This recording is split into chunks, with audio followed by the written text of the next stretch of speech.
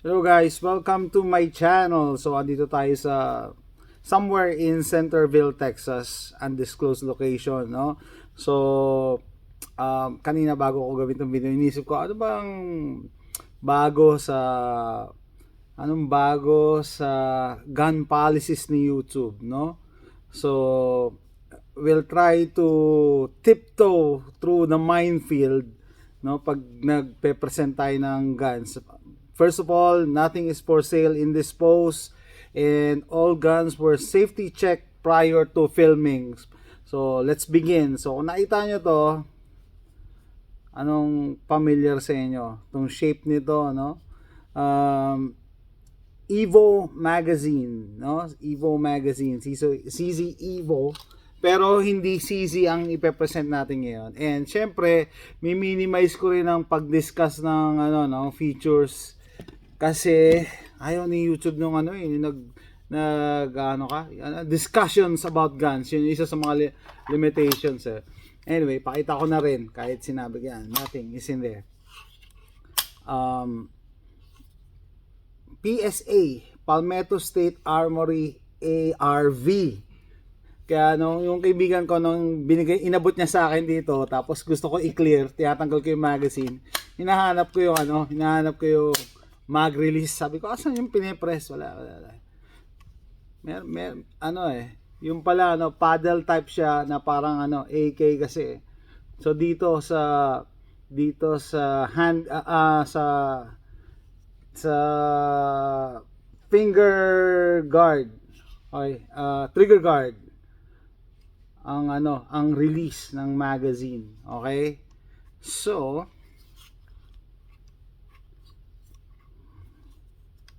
push it down, saka ma-release yung magazine niya.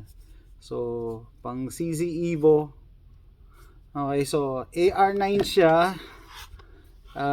Technically, AR9, pero gumagamit siya ng CZ ng Evo magazine. Bakit? Kasi dalawa lang yan. Tatlo yan actually kung mag AR9 kayo Isang gumagamit ng Colt Sten mags, mga ganun, straight lang siya na bakal. Glock magazines, and then eto yung CZ Evo na magazines. Siyempre HK, pero bira naman ang nakakabili ng HK. Anyway, so sa civilian market, yan, ito available ngayon. So kung ayaw nyo daw ng Glock magazine fed na AR9, ito yung ginawang option ng Palmetto State Armory. So sorry to say, wala pang Palmetto State Armory sa Pilipinas, pero may narinig akong chismis na kung balak yata nilang mag-expand sa Philippines. I don't know kung mangyayari yun. Bakit? Kasi dito pa lang sa US, palaging out of stock ang products nila. Bakit? Kasi yung nakalimutan ko na yung actual words ng CEO ng Palmetto na gusto niyang ma-distribute sa mas maraming Americans yung product nila, kaya hindi nila ganong tinataas yung price. Plus, wala silang middleman. Pag-order ka sa Palmetto ka mismo order, hindi ka bibili sa dealer. Hindi sila nagre-release sa dealer, okay? So talaga yung savings daw na ipapasa sa consumer, kaya nga bagsak presyo, pero maganda quality ng Palmetto. Anyway, natuwa na ako dito sa inabot ng kaibigan ko. Sabi ko, ang liit niya na.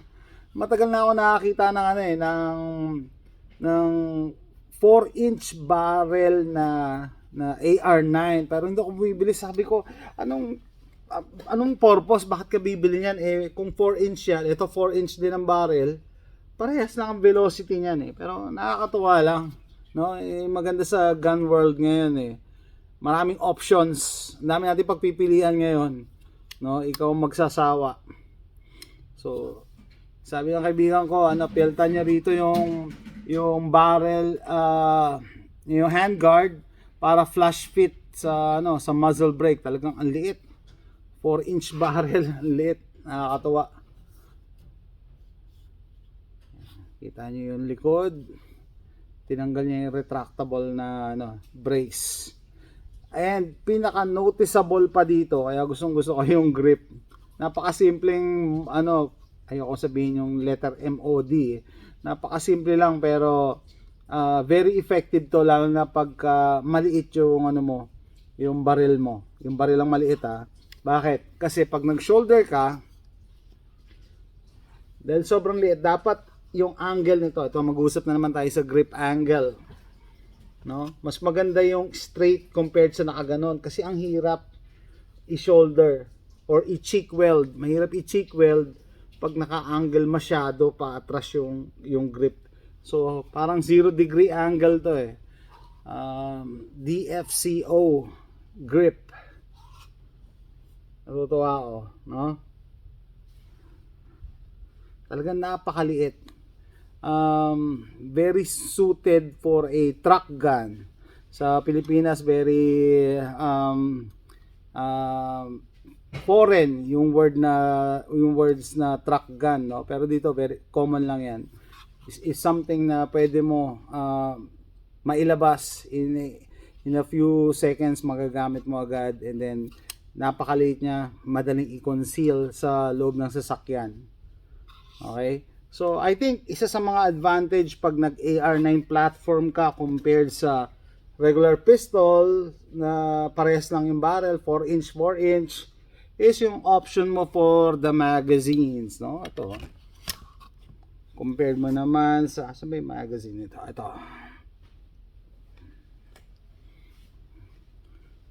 Mamaya, gagawin din natin ng video yung pistol na yon, Echelon by Springfield.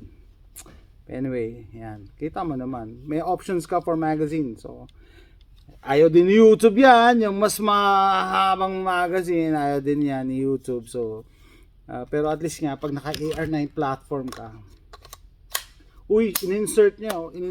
Delikado, hindi. Kasi yung, doon sa mga hindi gun owners, no, pag in-insert mo yung loaded na magazine, andito lang yan sa baba. Hindi yan naka-align sa barrel. Wala yan sa chamber. Okay, safe pa rin yan. Kahit anong kalabit mo dyan, hindi yan puputok. Plus, hindi ko kinasa. Diba?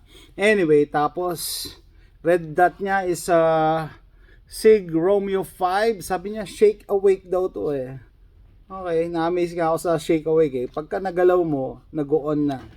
So, wala ka ng halos button na tapos namamatay din siya pagka yung inactivity, ibig sabihin hindi siya nagagalaw, mamamatay din, saving your battery. Meron akong Sig Romeo 5, hindi ko ginagamit pero siguro i-install ko na rin yon. Pero ito, nakakatuwa talaga, ang liit. And then ito, may sinishare siya sa akin regarding sa cheek weld, no? Very good insight kasi pag maganda yung pagkaka-cheek weld mo, kita mo, hindi yan naka-brace sa shoulder Yun na yung balance, pwede ka nang pumutok ng ganyan, Kasi your hand is pushing up, your cheek is pushing down. So, parang dito yung fulcrum niya. Yan. In tight spaces, or pag injured yung kamay mo, yung kaliwa mong kamay, very helpful. Maganda. Kaya maganda yung nakikipag-usap din sa fellow gun owner Kasi diba may matututunan ka no? Regarding sa cheek weld. Very good insight, sabi niya. Ayan. Yan, makakaputok ka kahit incapacitated yung kabila mong kamay. Or, yun nga, sa tight spaces, diba? May control ka pa rin.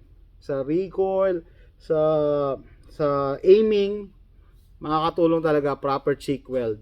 Very good info. Okay? So, may inabot siya sa akin. Okay. Ayaw ni YouTube to Hindi nga pwede magpakita nag-i-insert niyan So madami kang options in terms of magazines as compared to regular pistol magazines. Kahit double stack pa yan, iba pa rin to. Okay. So yung iba, more on preference para sa akin, yung preference. Yung iba kasi ayaw ng Glock mags or Colt 10 mags kasi masyadong straight. Gusto nila yung curved katulad nito. Parang ito yung sumunod sa yapak ng HK. Yung HK na MP5. Kaya may curvature siya. Mas maganda daw itsura, mas maganda tingnan. In terms of preference, kanya-kanya yan. Ako naman, I went to the Glock mag para compatible siya do sa other pistols and rifles ko. Interchangeable. Pwede kang pwede mo ipagpalit-palit. Pero looking and touching this in person, parang na-curious talaga ako. Parang na-encourage ako dito sa ARV na to. Kasi very small. And I think may purpose pa rin siya. May purpose pa rin siya. Lalo na pag deep concealment or emergency situation or getting in and out of a vehicle. Siyempre, iba pa rin yung maliit. Iba pa rin yung maliit. Ayan hand stop dito, siyempre, para hindi lumampas yung kamay mo kasi pag lumampas yung kamay mo, siyempre, sabog yan. Kaya tatawagin kang righty na o lefty. Yan. Ito yung Palmetto State Armory ARV. And parang maganda option dito sa Amerika. Pag ayaw mo ng CZ Evo, ito, may another option. ARV9 by Palmetto State Armory, which takes the same magazine as the Evo. Okay. Pero ito, Palmetto State branded, Gumawa sila ng sarili nilang magazine.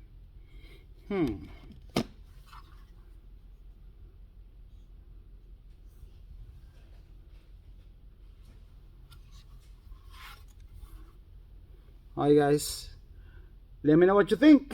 Thanks for watching. Bye.